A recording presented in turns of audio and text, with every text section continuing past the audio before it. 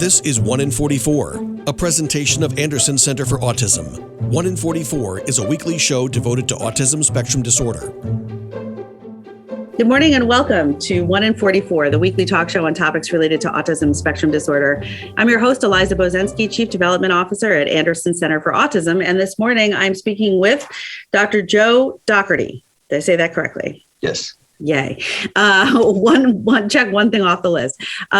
So we're going to call you Joe throughout the interview. Is that all right? Yeah, that's wonderful. All right. Fantastic. And Joe is here to tell us about some really intriguing research that you're involved in. And I'm going to stop there and just say, ask you to introduce yourself, tell us where you're working and get up to date on what you're working on. Sure. Hi. Thanks so much for having me on. I'm super excited to talk to you and to talk to your audience as well and share some of the work that we've been up to. So did you want me to tell them about my background first? Yeah. Give us a little bit of your professional background, anything personal that brought you to the field of autism, or maybe it was through a different way. Mm-hmm. Tell us a little bit about who you are. So I did my undergraduate work at Truman State University in Missouri in psychology. And I was very interested in how the mind and the brain worked and how that sometimes worked differently in different people. But as I studied psychology as an undergrad, I got more and more into the biological side of it. How does the brain actually create a mind? And so for graduate school, I went off to UCLA to do a PhD in neuroscience. And while there, I had the great opportunity to be part of Dan Geschwin's lab.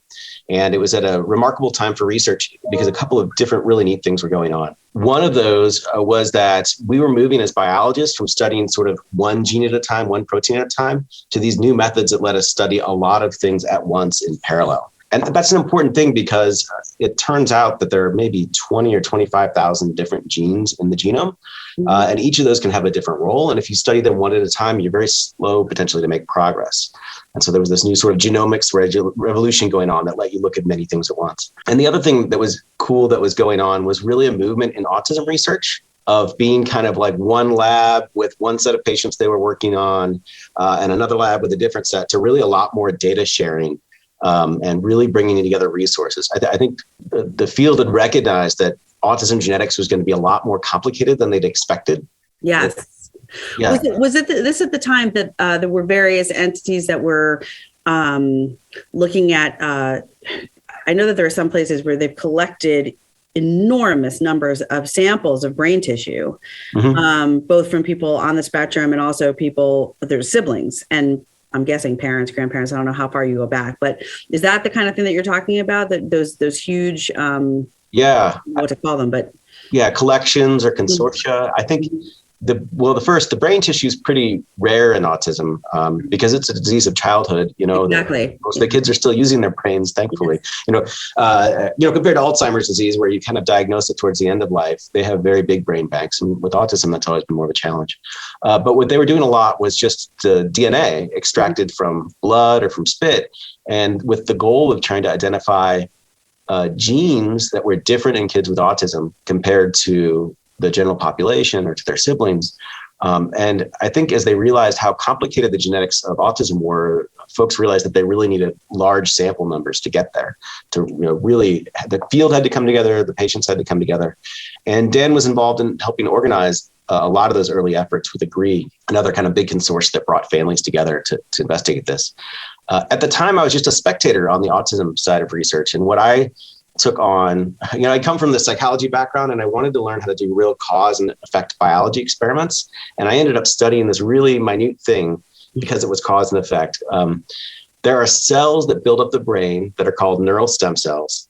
And when they're developing a brain, they have to make a decision. They can divide to make twice as many cells and thus be able to kind of amplify up the number of workers to build the brain, or they can differentiate and become a neuron and stop dividing and just wire up and get ready to communicate the way that neurons do.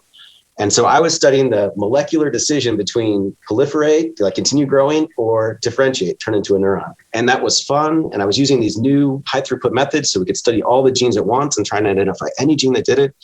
And it was fascinating. I got to learn like real cause and effect experimental biology. And I loved my PhD, but I got to the end of it and I thought, this isn't what drove me into science. I was interested in how minds work. And here I am down at this level of how did neurons divide? Right.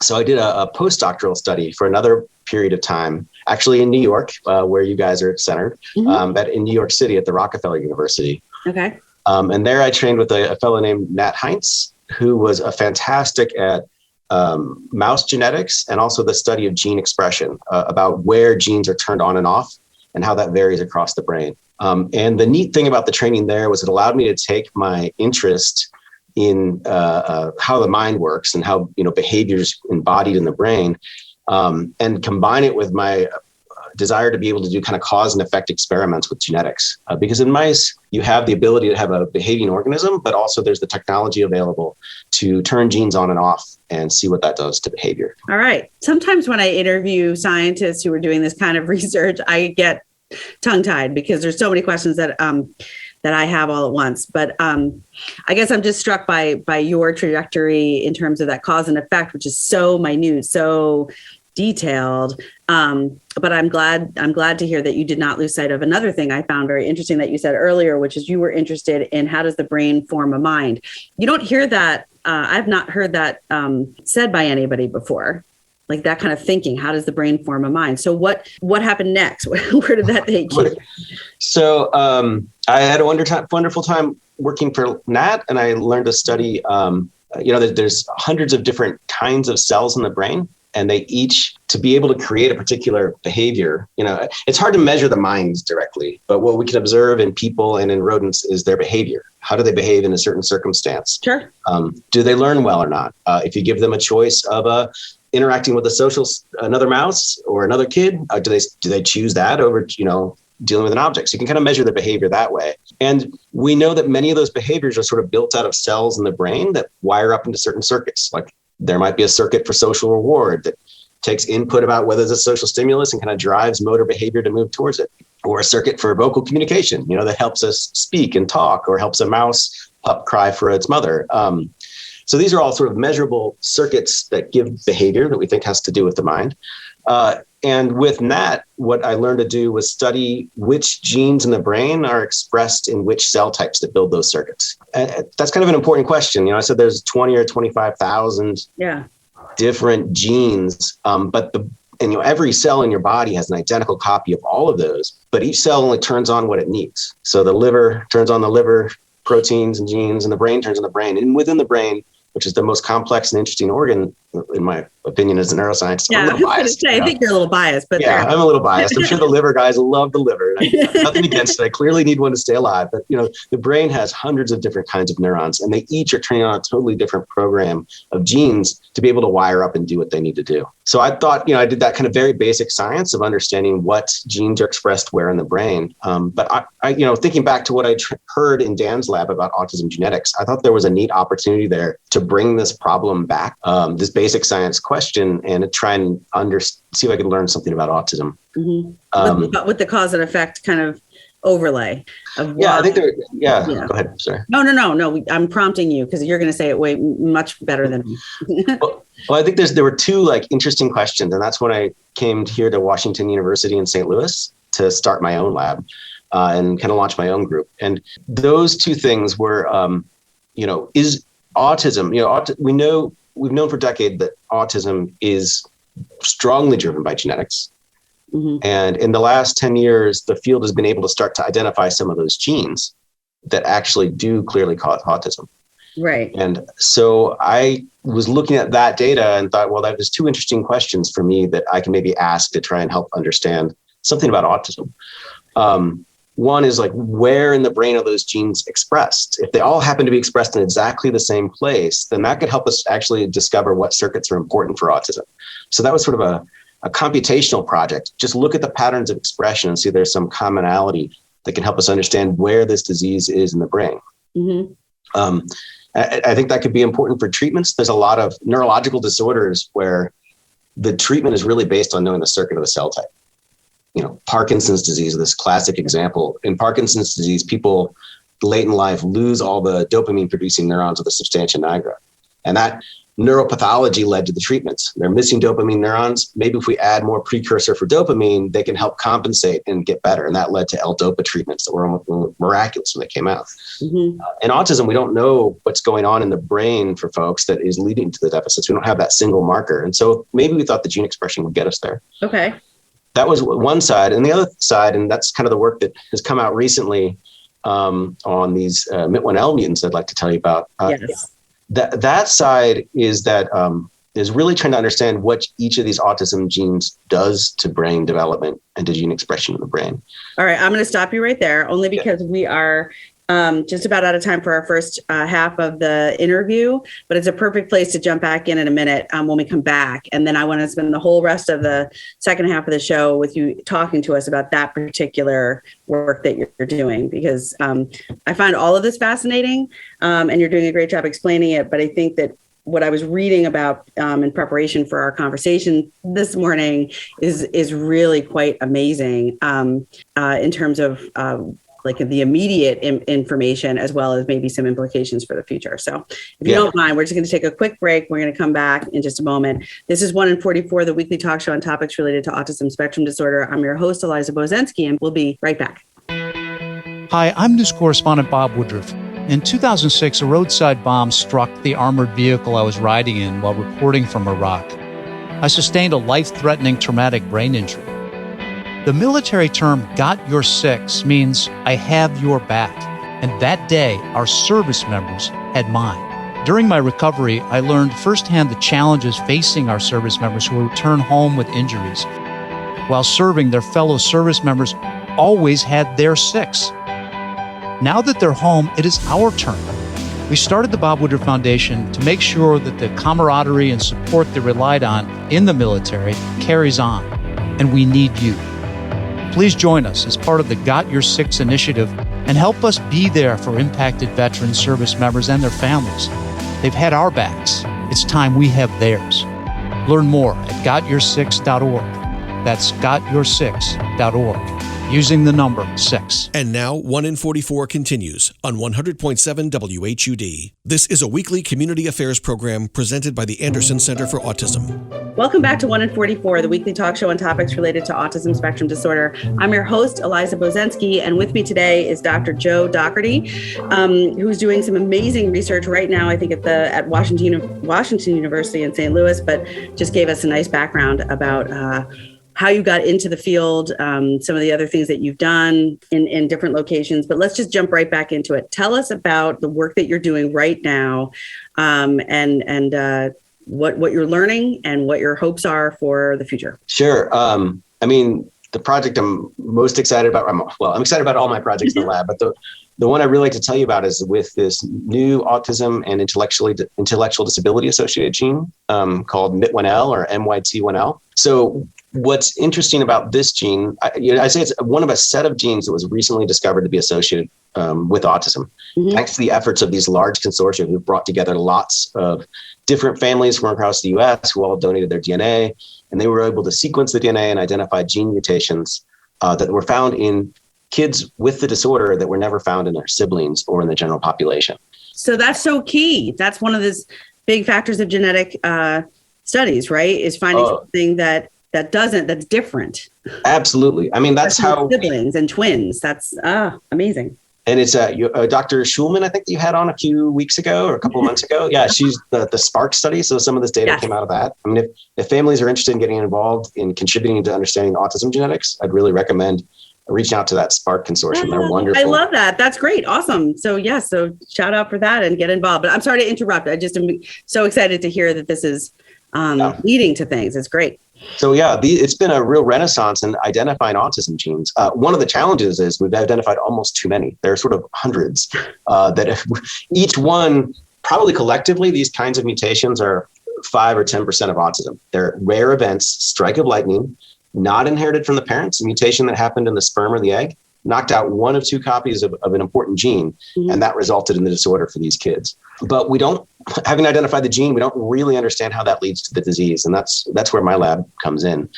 A lot of these genes turn out to be types of genes whose job it is to turn on other genes, so transcription factors or transcriptional regulators. And that's where sort of my training in gene expression came in to be helpful, was that this MIT1L gene was one of those genes that is thought to be a regulator of other genes. Okay. And it's especially thought to be a regulator really early in brain development. So it's sort of on at high levels while cells are making those decisions of whether or not to proliferate or differentiate, and then how to mature and wire up. But beyond that, it was hard to, we kind of knew what it was supposed to do based on what it looked like, but we had never really seen how it played out in the brain. Since these are really rare mutations, and we need to be able to study a developing brain to understand what they do, what we did was we engineered a mouse line to have the same mutation as a child with autism. As an actual person. As an actual person. In this case, Jake.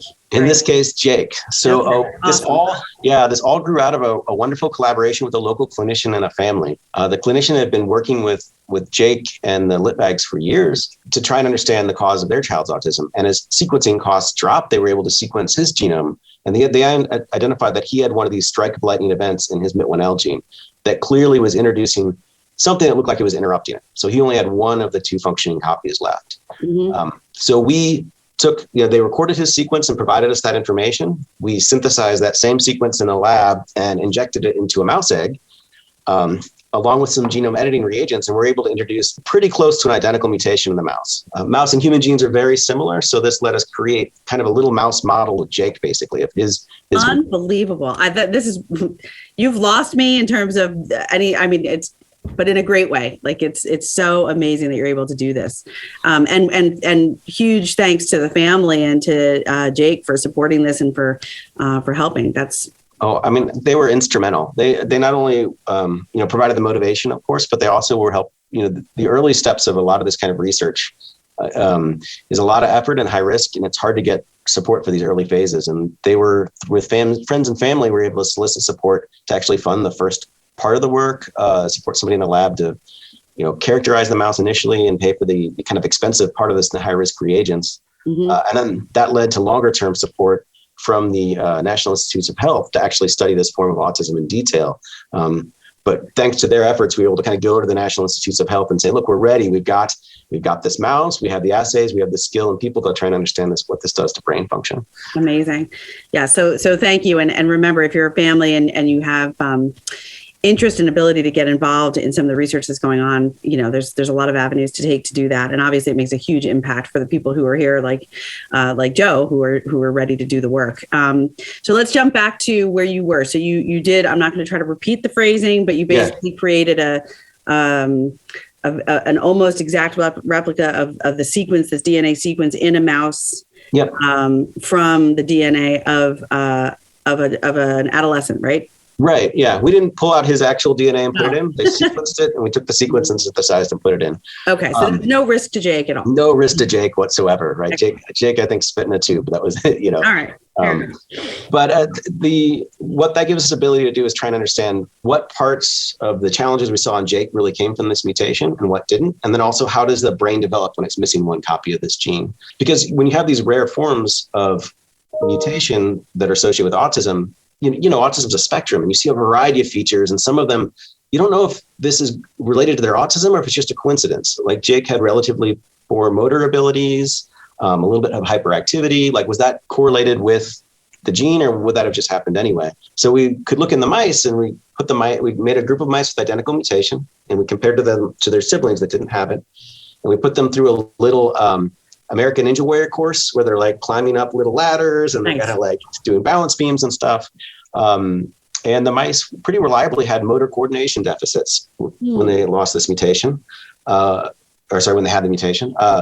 When we do some brain imaging, the brains are slightly smaller, which is often seen in MIT1L patients. They were a little bit hyperactive, which is often seen in MIT1L patients. And so on sort of trait after trait, we were able to look at the mice and identify something that was reminiscent of what we see in the patients. So that tells us that the gene is disrupting some kind of conserved circuit in the brain that is responsible for those classes of behavior. What are the implications? I have to keep it moving just because of the time we have, but I know we're jumping all, over be able to edit big stuff, but what are some implications for in the field for the next round of research that you're going to get involved in, or for individuals with autism now or their families, anything? I mean, thoughts based on what you're seeing. Sure. There's probably three big things. Like if we have a good mouse model of the disease, we have a chance to test a lot of different treatments, like more than it would be quick or easy to test in the patients. We can try a wide range of things and just take the best ones forward to our clinical collaborators. And I think that's really important. We now know what's wrong and we can try and correct it there, at least for these sort of like mouse-like little tasks. Mm-hmm.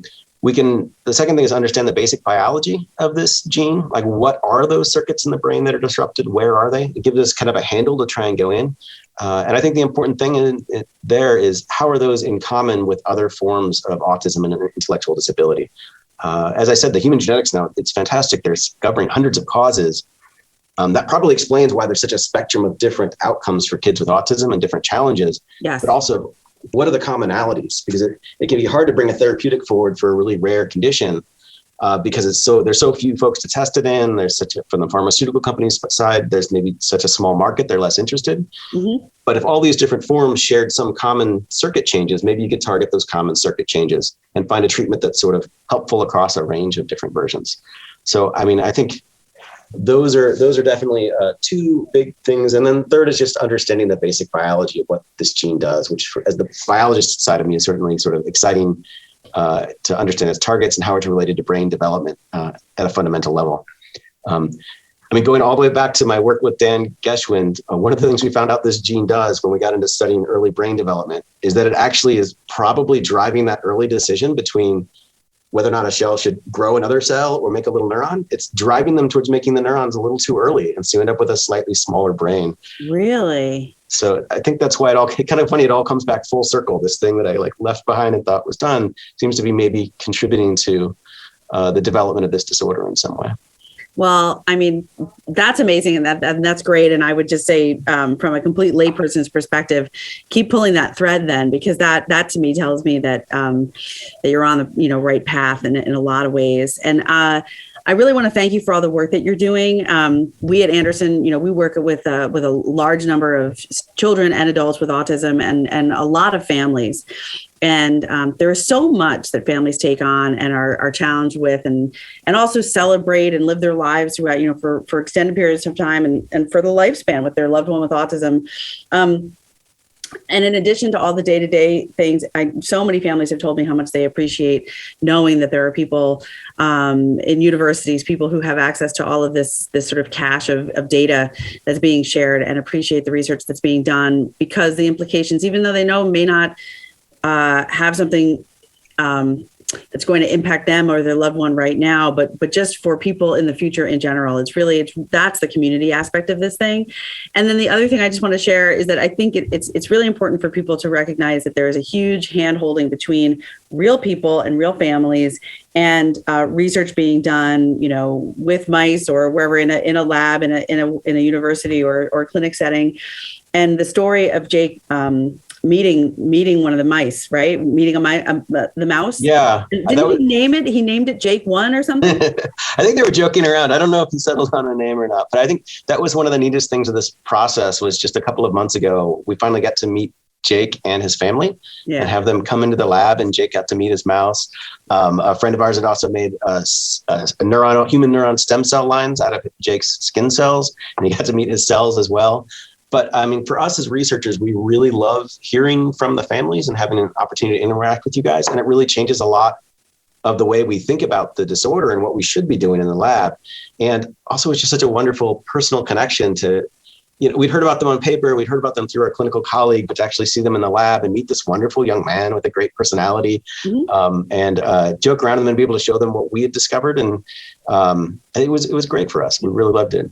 That's awesome. And it sounded, from what I read, the article I read, it sounded like for the family and for Jake himself, it was also equally impactful for him to realize that something that he can offer really the world, and certainly for now the scientific community, that was special to him, very specific to him, and only really something that he could offer was very significant. So I love it when things like that come together in that beautiful way. And I thank you again for your work. Thank you for coming on the show and explaining it to us.